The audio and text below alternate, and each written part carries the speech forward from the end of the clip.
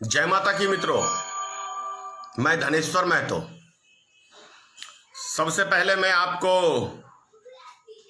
एक वीडियो दिखा रहा हूं।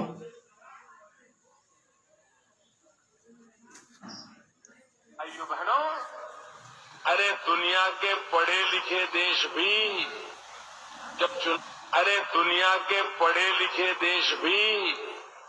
जब चुनाव होता है ना, तो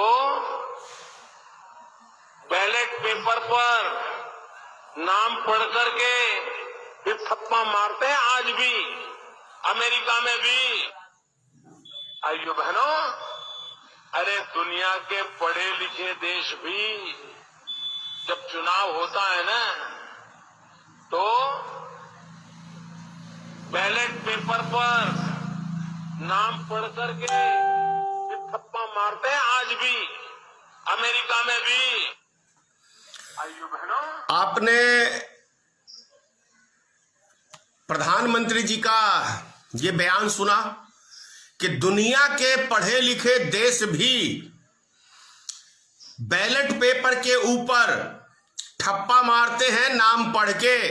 दुनिया के पढ़े लिखे देश भी, ये मैंने नहीं कहा है, ये माननीय प्रधानमंत्री जी ने कहा है।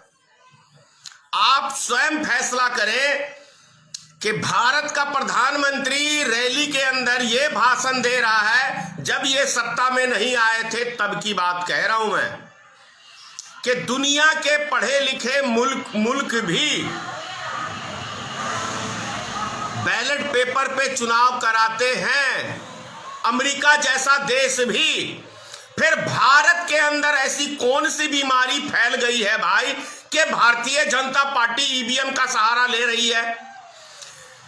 जितने विपक्षी दल हैं एक एक करके ईवीएम का बहिष्कार कर चुके हैं, लेकिन भारतीय जनता पार्टी ईवीएम के ऊपर अड़ी हुई है। क्यों? क्योंकि ईवीएम में घोटाला होता है। इसका जीता जागता प्रमाण मैं हूं स्वयं।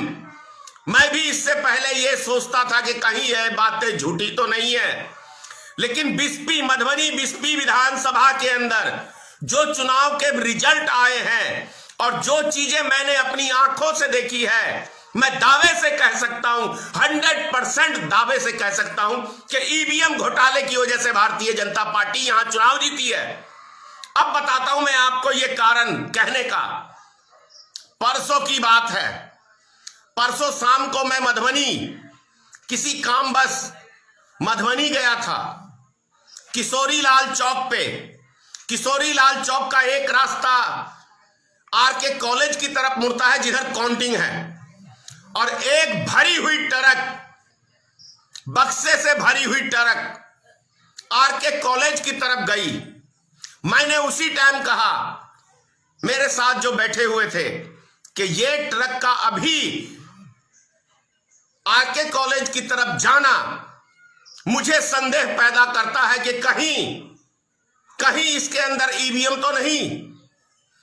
और कल जो चुनाव के रिजल्ट आए हैं वो ये साफ पता कर दिया, क्योंकि कम से कम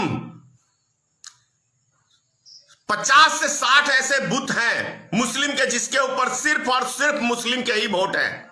उसके ऊपर 100, 150, 70, 80 भाजपा को वोट मिलना, जहां पे कुल पोलिंग 250-300 हुई है, उसके अंदर आधी या 40% भाजपा को पोलिंग होना अपने आप में एक सवाल खड़े करता है। दूसरी चीज जानते हैं, पूरे बिहार की मैं कह रहा हूं, पूरे बिहार में विधानसभा चुनाव के दरमियान में सरकार ने कितनी बड़ी साजिश की है, निर्वाचन आयोग ने कितनी बड़ी साजिश की है, उसका भी पर्दाफाश कर रहा हूं आपको।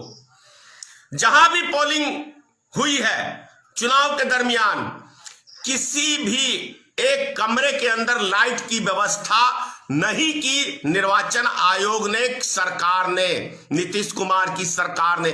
किसी भी स्कूल के अंदर एक लाइट की व्यवस्था नहीं की गई। क्यों? क्योंकि जो बड़े बुजुर्ग हैं, जिसके आंख भगवान ने बहुत तेज रोशनी दी है, वो तो देख सकता है, लेकिन हमारे जैसे उम्र के लोग उनको आंख की रोशनी की प्रॉब्लम हो जाती है उम्र बीतने के बाद, 40 के बाद। तो वो व्यक्ति अंधेरे में कैसे देखेगा कौन सा बटन है? तो वो सहारा लेगा प्रशासन का कि मुझे फलाने पे वोट डालना है। इसका भी जीता जागता उदाहरण है। 312 नंबर बूथ संख्या है हम लोग का। उसके अंदर कई ऐसे वोटर हैं जिन्होंने कहा कि मैं थाली छाप पे वोट देना चाहता हूं, और उसको प्रशासन ले जाके कमल छाप के ऊपर बटन दबाया है, प्रशासन ने दबाया है। तो ये बहुत बड़े गंभीर आरोप लगा रहा हूं निर्वाचन आयोग पे। और उससे भी बड़ी बात आपको बताऊं, भाजपा बोलती है, मोदी बोलते हैं आत्मनिर्भर भारत बनो, आत्मनिर्भर बिहार बनो। अरे भाई, 80 से लेके आज तक भारतीय जनता पार्टी तो बैसाखी पे चुनाव लड़ती है। यदि दुनिया की सबसे बड़ी पार्टी भारतीय जनता पार्टी है तो बैसाखी की क्या जरूरत है श्रीमान नरेंद्र मोदी जी? है जरूरी? पहले भारतीय जनता पार्टी स्वयं आत्मनिर्भर बने और अपने बलबूते पे पूरे सिंगल लार्जेस्ट चुनाव लड़े पूरे देश के अंदर, तब आत्मनिर्भर की बात करे। वरना बंद करे ये आत्मनिर्भर की बात, बकवास करना, बेवकूफ बनाना देश की जनता को। पहले खुद आत्मनिर्भर बनो, दूसरे की बैसाखी पे सहारा मत लो। तेजस्वी ने ठुकराया, क्या कहते हैं इसको, माझी को, तो नीतीश कुमार की गोद में चले गए। वीआईपी को ठुकराया तेजस्वी ने, तो भाजपा की गोद में चले गए। क्यों? बैसाखी की सहारे की जरूरत किसको है?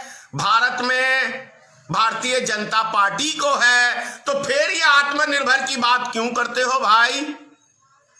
क्यों करते हो आत्मनिर्भर की बात? ये बातें शोभा नहीं देती माननीय प्रधानमंत्री जी आपके मुख से, क्योंकि जो व्यक्ति खुद आत्मनिर्भर नहीं है वो दूसरों को आत्मनिर्भर की ज्ञान कैसे बांट सकता है? आप पहले स्वयं आत्मनिर्भर की बात करिए। और एक बात और कहता हूं, जो मैंने अभी कुछ दिन पहले कहा था कि मोदी जी को और योगी जी को भारत माता की जय बोलने का अधिकार मैं नहीं समझता हूं है, क्योंकि ये भारत माता का अपमान करते हैं, हमारे देश की बहु बेटियों की इज्जत लूटती है, और ये बैठ के तमाशा देखते हैं और अपराधियों का साथ देते हैं। इसलिए मैंने कहा था कि भारत माता की जय कहने का अधिकार नहीं है देश के प्रधानमंत्री को, नहीं है योगी आदित्यनाथ को। तो ये भाषण में कहते हैं कि हमें भारत माता की जय रोक लगाने का काम करते हैं।